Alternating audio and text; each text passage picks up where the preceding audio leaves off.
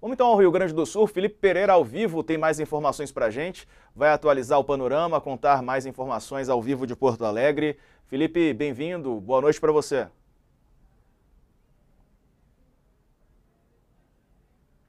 Boa noite para ti, Diego, boa noite para o Thales e para o Cocho, como vocês estão? Diego, como era previsto ontem, chove hoje aqui em Porto Alegre, chove em outras partes do Rio Grande do Sul, mas é uma chuva, como eles dizem, que não é tempestade, então é uma chuva que não preocupa quem está aqui.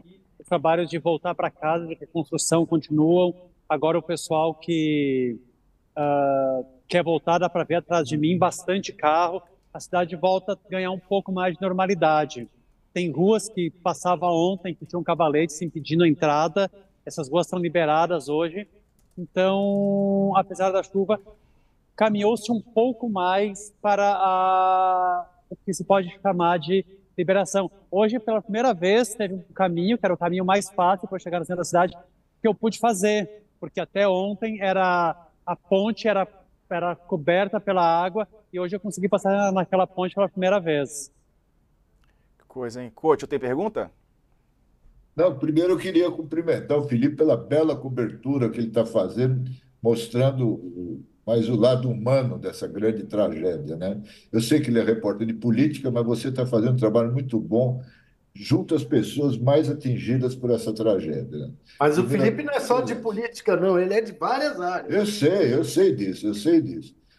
Mas que a gente estava falando antes, isso aí não pode virar uma disputa política, né? Como é que você está vendo isso, né? Essa indicação do Paulo Pimenta e a rixa antiga dele com o Eduardo Leite, que não é segredo para ninguém. Não, Coach, o pessoal não gostou. Eu falei com gente da sala de situação aqui e parece que não se mensurou direito, não fez o cálculo direito do que estava se fazendo. Você já não estava tendo uma interlocução boa. O PSDB nacional, vários interlocutores falaram que não era apropriado o nome, porque antes ele já tinha sondado, e ainda assim o Lula vem para cá e banca. Para vocês terem uma ideia de como que o Paulo Pimenta essa gestão dele, esse jeito de trabalhar, quando estava falando lá do cancelamento do Enem dos concursos, ele chegou para a imprensa e disse: eu vou dar um off para vocês, e falou que estudavam cancelar o Enem dos concursos. Mas ele tinha dado declaração em on para a SECOM, que estava na página da SECOM falando exatamente isso. Então você vê como não é bem, a coisa não é bem fluida ali. E outra coisa que você falou do perfil briguento dele, combativo, eu tenho informação, e mais de uma pessoa me falou isso, ele era barrado em dar entrevista na Globo, porque ele tinha assessores que, quando o repórter da Globo estava entrando ao vivo no Congresso, ficava fazendo assim, pulando, com cartaz xingando a Globo atrás. Então a Globo evitava de entrevistá-lo. Então é essa pessoa com esse perfil que colocou para conversar com o governo estadual num momento tão delicado desse. E foi colocado como ministro das Comunicações Sociais do governo, né? É curioso, não né? Quer completar, Felipe? Eu quero completar sobre outra história. Vocês falaram de histórias humanas. Hoje eu fui visitar um abrigo especializado em quem tem câncer, porque essas pessoas não conseguiam continuar o tratamento. Aí juntaram instituições médicas e era uma instituição de câncer, só para pacientes que estão com tratamento. E aí eu conheci uma pessoa, o nome dele é Miguel, Astélio Miguel. O Miguel ficou, esse senhor, atrás dele tem um Fiat Uno. Ele transformou o Fiat Uno num hotel, ele chama de hotel o carro, porque ele passou quase uma semana dormindo no subsolo do hospital da casa aqui da Santa Casa de Misericórdia, porque ele mora em Campo Bom, que é uma cidade distante, e ele perdeu 4 sessões de radioterapia. Ele estava apavorado, ele tem um câncer no pâncreas, que ele voltou, que ia ser fatal para ele não seguir o tratamento. Aí ele deu um jeito de chegar em Porto Alegre, estacionou com a Rally e passou ali quase uma semana dormindo embaixo do hospital no estacionamento. A gente tem uma gravação com ele, eu pedi para o pessoal colocar no ar.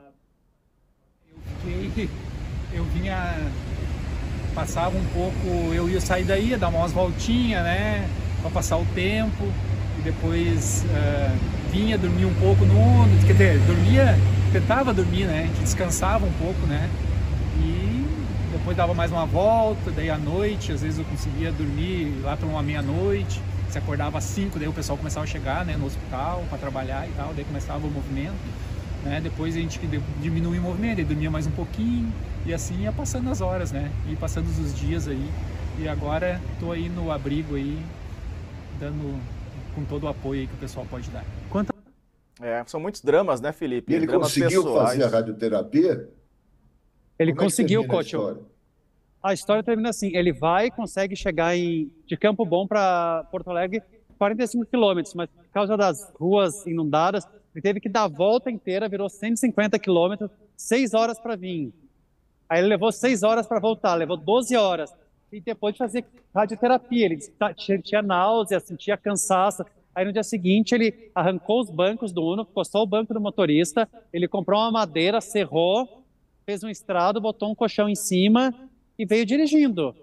Levou 4 horas e 50 minutos, segundo ele, estacionou ali e não ia sair enquanto não, só quando baixasse a água. Mas aí as enfermeiras disseram para ele que estavam abrindo um abrigo para pacientes de oncologia. Aí ele ligou, mandou um e-mail pro pessoal do abrigo, ligaram para ele e agora ele está lá. Lá tem os remédios, porque tem um pessoal que começou a ficar sem remédio. Aí uma equipe lá de Florianópolis, Santa Catarina, deu um jeito de mandar remédio tanto para o próprio câncer como para os efeitos colaterais do câncer. Porque os pacientes uns vomitam, outros têm náuseas, uns têm cansaço. E também mandaram psicólogo e nutricionista, porque eles têm uma dieta que eles têm que seguir. Aí, desde ontem, ele dorme nesse abrigo e já tem 15 pessoas inscritas para chegar no abrigo, porque tem gente do interior. Aí eles fazem o tratamento, dormem ali, depende de quantas sessões você faz na semana e vai final de semana ficar com a família. Perfeito, Felipe. Bela história que você vai acompanhar no nosso site. Felipe Pereira trazendo histórias também, depoimentos humanos, né, que vão, é claro, trazendo um pouco mais, né, trazendo um pouco mais da realidade, porque a gente fala muito de números, né, mas quando a gente conta histórias assim, a dimensão fica mais fácil, né, de perceber, a vida real. É isso aí, coach. Parabéns, Felipe. Um abraço, viu? Boa noite. Abraço, tchau, tchau. Parabéns. Valeu.